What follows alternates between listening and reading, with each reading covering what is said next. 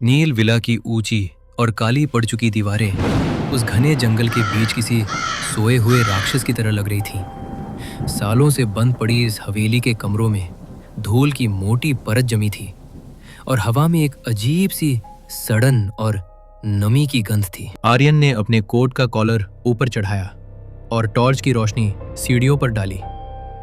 वो यहाँ एक नई कहानी लिखने आया था, लेकिन उसे क्या पता था कि कहानी वो खुद नहीं लिखेगा, बल्कि कोई और उसके चारों ओर बुनने वाला है। साहब, काम शुरू करें? एक भारी और ठंडी आवाज ने आर्यन को चौंका दिया। उसने पीछे मुड़कर देखा। हवेली के मुख्य द्वार पर एक आदमी खड़ा था। उसकी कद काठी साधारण थी, लेकिन उसकी आंखें वे इतनी गहरी और काली थीं कि उनमें देखना मुश्किल था। उसके कंधे पर एक पुराना झोला था, जिससे लोहे के औजारों के टकराने की खर्च खर्च की आवाज आ रही थी। आप शंकर मिस्त्री? आर्यन ने संभलते हुए पूछा। जी, गांव वालों ने कहा था कि आपको हवेली की दीवारें दुरुस्त करवानी है। शंकर ने बिना पलके झपकाए कहा। उसके चेहरे पर कोई भाव नहीं था। हाँ, लेकिन इतनी देर? सूरज डूबने वाला है।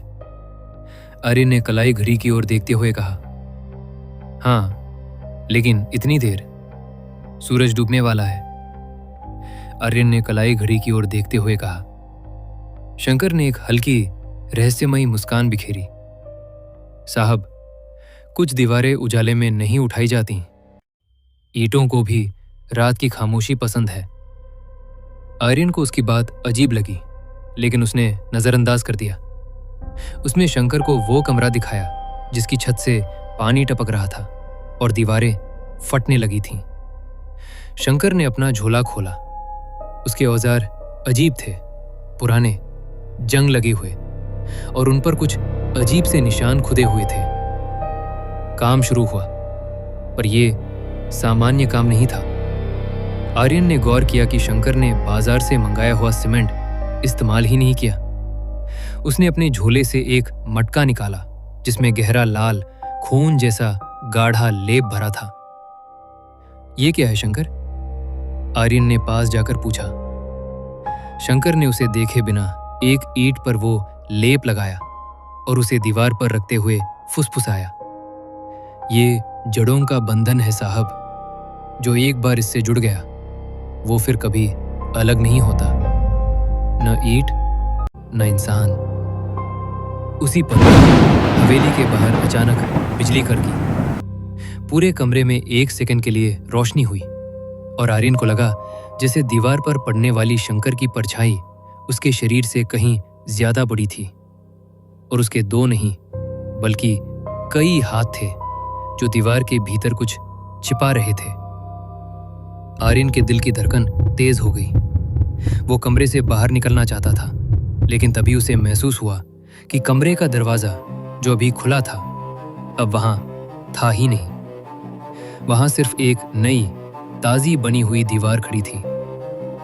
शंकर मिस्त्री ने अपनी कन्नी से ईंट पर धीरे से चोट की।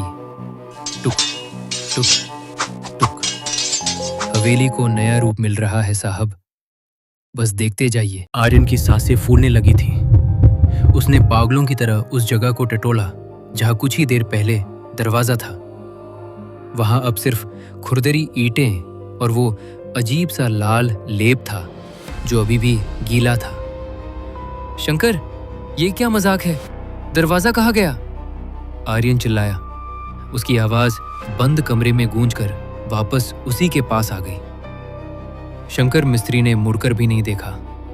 वो पूरी तन्मयता से अगली ईंट रखने में व्यस्त था। साहब, इस हवेली की अपनी मर्जी है। नील विला मेहमानों को जल्दी जाने नहीं देता। उसे सजावट पसंद है। आर्यन ने पीछे हटते हुए दीवार से सटकर खड़ा हो गया। अचानक उसे अपने कान के पास एक ठंडी सरसराहट महसूस हुई। आर्यन। वो उछलकर कमरे के बीच में आ गया। कौन है? कौन बोला? शंकर ने काम रोक दिया और अपनी गर्दन टेढ़ी करके आर्यन को देखा। उसकी आंखों में एक अजीब सी चमक थी। दीवारें बोल रही हैं साहब, क्या आपने नहीं सुना? वे भूख से कराह रही है। सालों से इस हवेली को कोई भेंट नहीं मिली। तुम पागल हो गए हो, मुझे यहां से बाहर निकलना है। आर्यन ने कमरे के दूसरे कोने में लगी खिड़की की ओर दौड़ लगाई। उसने खिड़की के पल्ले खोलने की कोशिश की, लेकिन वे जाम थे। जैसे ही उसने कांच पर हाथ रखा, उसे एहसास हुआ कि खिड़की के बाहर बाहर का जंगल नहीं, बल्कि एक और दीवार खड़ी थी। शंकर ने एक गहरी हंसी हंसी। मैंने कहा था ना साहब, मैं दीवारें नहीं मायाजाल चुनता हूं। इस कमरे की 6 दिशाएं हैं और हर दिशा अब बंद हो रही है। आर्यन ने हिम्मत जुटाई और शंकर की ओर झपटा। बताओ, ये सब क्या जादू टोना है और ये लाल रंग का मसाला क्या है? उसने झटके से शंकर का वो मटका फर्श पर गिरा दिया। मटका टूटते ही वो लाल लेप पूरे फर्श पर फैल गया। उसकी गंध अब और भी तेज हो गई थी। वो लोहे जैसी गंध थी, बिल्कुल ताजे खून जैसी। लेकिन जो फर्श पर फैला, उसे देखकर आर्यन के पैरों तले जमीन खिसक गई। उस लाल लेप के बीच में कुछ सफेद और सख्त चीजें तैर रही थीं। आर्यन नीचे झुका और एक चीज उठाई। वो एक इंसानी दांत था। ये क्या है शंकर? आर्यन की आवाज कांप रही थी। नींव की मजबूती साहब, शंकर ने अपनी कनी हवा में लहराते हुए कहा। पुरानी ईंटें बिना जान के नहीं जुड़ती। आपके दादाजी ने भी यही तरीका अपनाया था, तभी तो ये हवेली आज भी खड़ी है। अब आपकी बारी है इस हवेली का हिस्सा बनने की। तभी कमरे की चारों दीवारों से एक साथ खुरचने की आवाज आने लगी। ऐसा लग रहा था जैसे दीवारों के अंदर से सैकड़ों हाथ बाहर निकलने की कोशिश कर रहे हों। ईंटों के बीच की दरारों से वही लाल तरल पदार्थ रिसने लगा। अचानक उस दीवार से, जिसे शंकर अभी बना रहा था, एक धुंधली आकृति उभरने लगी। वो आकृति धीरे धीरे एक चेहरे का रूप ले रही थी। वो चेहरा हूबहू आर्यन के दादाजी जैसा लग रहा था, लेकिन उनकी आंखें पत्थर की थीं। आर्यन पीछे की ओर गिरा। उसका गला सूख चुका था। दीवार में उभरा हुआ उसके दादाजी का चेहरा पत्थर जैसा सख्त था, लेकिन उसकी आंखों से वही लाल तरल पदार्थ आंसुओं की तरह बह रहा था। भागो यहां से, आर्यन! दीवार के भीतर से एक भारी और दम घुटती हुई आवाज आई। वो उसके दादाजी की ही आवाज थी, जो ईंटों के दबाव में दबी हुई लग रही थी। शंकर मिस्त्री जोर जोर से हंसने लगा। उसकी हंसी अब इंसानी नहीं लग रही थी, बल्कि ऐसा लग रहा था जैसे सूखी ईंटें आपस में रगड़ खा रही हो। अब कोई नहीं भागेगा साहब। नींव को अपना असली हक मिल गया है। इस हवेली की दीवारों को मजबूत करने के लिए पुराने खून को नए खून की जरूरत है। शंकर में अपनी कन्नी हवा में लहराई। जैसे ही उसने एक मंत्र जैसा कुछ बुदबुदाया, फर्श पर फैला हुआ लाल लेप सांपों की तरह रेंगता हुआ आर्यन की ओर बढ़ने लगा। वो लेप आर्यन के पैरों को जकड़ने की कोशिश कर रहा था। नहीं! आर्यन चिल्लाया। उसने पागलों की तरह आसपास देखा। कमरे में कोई हथियार नहीं था, सिवाय उसके दादाजी के उस पुराने ट्रंक के जो कोने में पड़ा था।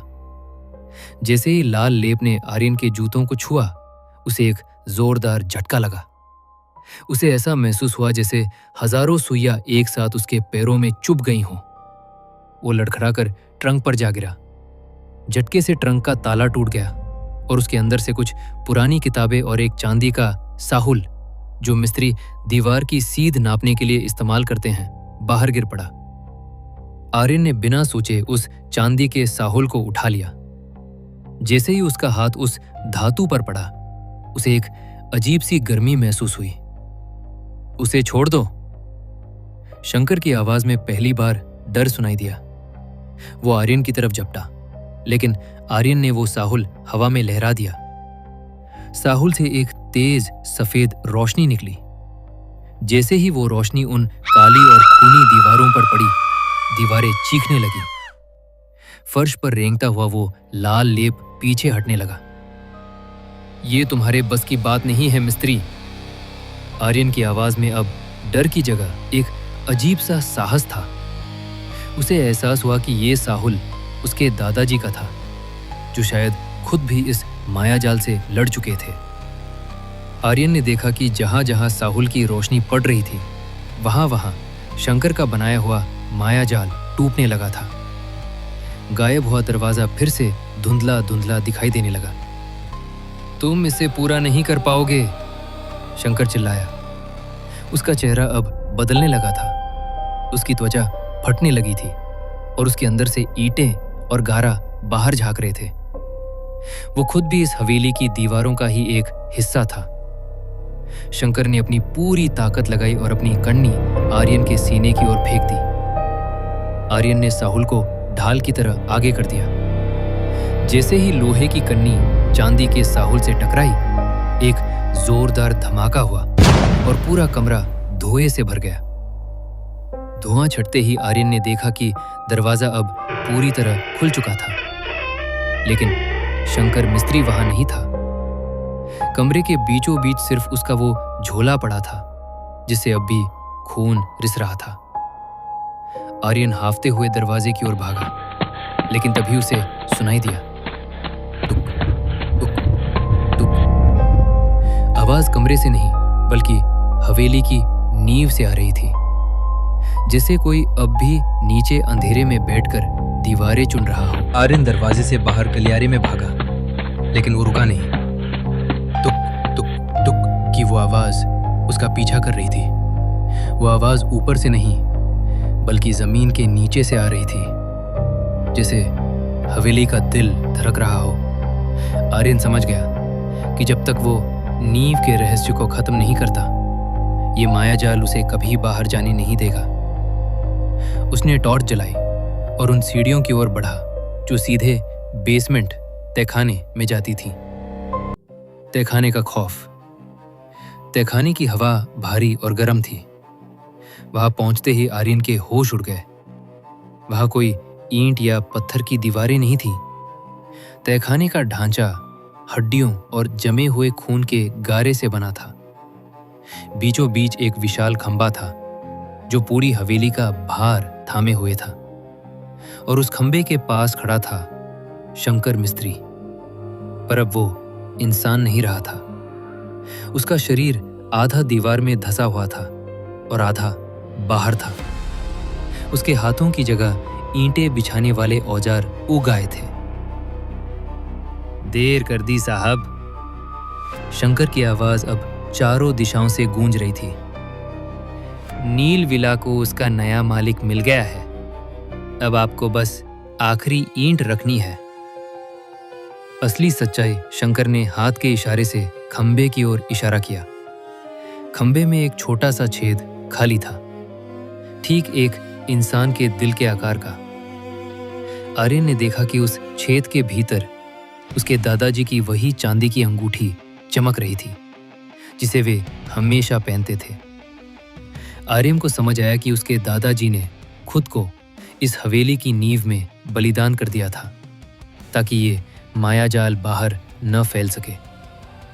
शंकर मिस्त्री कोई इंसान नहीं बल्कि इस हवेली की भूख का एक मोहरा था जो हर पीढ़ी के वारिस को यहां खींच लाता था। महामुकाबला। मैं इसे पूरा नहीं होने दूंगा। आर्यन ने चिल्लाकर हाथ में पकड़ा हुआ चांदी का साहुल प्लम बॉब उस खंबे की ओर फेंका। जैसे ही चांदी उस खूनी खंबे से टकराई, एक चीख गूंजी जो इंसानी नहीं थी। पूरी हवेली कांपने लगी, दीवारें फटने लगी और ऊपर से मलबा गिरने लगा। शंकर मिस्त्री का शरीर मिट्टी की तरह दहने लगा। अगर नींव टूटी तो तुम भी नहीं बचोगे। शंकर की आखिरी आवाज हवा में विलीन हो गई। आर्यन ने देखा कि वो खंबा गिर रहा था। उसने भागने की कोशिश की, लेकिन फर्श फट गया और वो नीचे अंधेरे में गिरने लगा। गिरते गिरते उसके हाथ में वही चांदी का साहुल और दादाजी की अंगूठी आ गई। अगली सुबह गांव वालों ने देखा कि नील विला पूरी तरह जमींदोज हो चुका था। वहां सिर्फ मलबे का ढेर था। लोग बातें कर रहे थे कि आखिरकार उस शापित हवेली का अंत हो गया। शहर के एक छोटे से अस्पताल में आर्यन की आंखें खुली। वो बच गया था, लेकिन उसके शरीर पर उन लाल ईंटों के निशान हमेशा के लिए छप गए थे। उसने अपने हाथ की मुट्ठी खोली। हथेली में वो चांदी का साहुल था। अचानक उसे अपने कमरे की दीवार के पीछे से एक धीमी आवाज सुनाई दी। तुक तुक तुक। आर्यन का चेहरा सफेद पड़ गया। उसने दीवार की ओर देखा। वहां एक छोटी सी दरार थी और उस दरार से वही लाल खून जैसा लेप धीरे धीरे बाहर रिस रहा था। मायाजाल अभी खत्म नहीं हुआ था, वो बस एक नए पते पर शिफ्ट हो गया था। ये कहानी यही समाप्त होती है। जल्दी मिलेंगे।